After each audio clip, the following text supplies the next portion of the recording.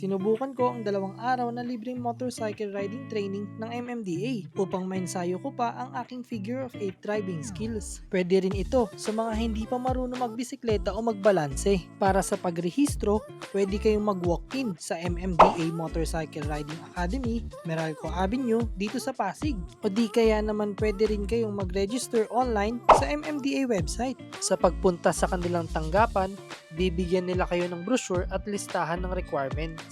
At ito lamang ang mga kailangang ipasa. Tandaan na ito ay libre lamang, ngunit kailangan magdala ng sariling helmet, jacket, pants, sapatos, gloves, elbow guards at knee guards. Bukas ang kanilang opisina mula 7 AM to 4 PM. Pwedeng isubmit ang mga requirements sa day 1 mismo. Magsasagot ka din ng pre-test bago mag-umpisa. Sa day 1 na rin ituturo ang traffic rules and regulations at basic road response. Sa dulo ng driving lessons ay magsasagot kayo ng post-test na makakatulong sa inyo na makapasa sa assessment. Tatalakayin din dito ang mga basic parts ng isang motorsiklo at kung paano ang gagawin sa mga panahon na di natin inaasahan, katulad na lang ng pagtumba nito. Manual to So hindi mo press to. Hindi mo press. Ano natin?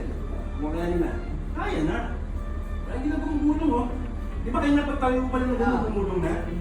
Oo. Ngayon, nakalock na yung preno. Di ba? Good ba? Galing no? Pwede pala yun. Pwede yan. Sa day 2 naman ay puro actual driving na. Dito ituturo kung paano mag-operate ng isang motorsiklo at ang basic skills sa paggamit ng motor. Dito ko rin nahasa at natutunan ang tamang postura habang sinasagawa ang figure 8 driving skills ko. Matapos ang actual driving, lahat ng trainee ay dadaan sa final assessment, kung saan tutukuyin kung pasado ka na ba o di kaya naman may need pang i-improve. Sa dulo ng programa ay bibigyan nila kayo ng 2 sertipiko. Una ay ang Certificate of Attendance. At kung ikaw naman ay nakapasa, magkakaroon ka ng Certificate of Completion.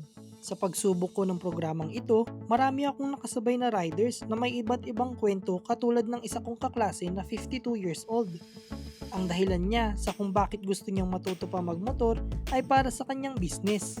Meron din naman akong nakasabay na hindi talaga marunong magbisikleta at dito na natutong magbalanse. Laking tulong ito para sa mga kukuha ng lisensya at sa mga nais magdagdag ng driving skills katulad ko.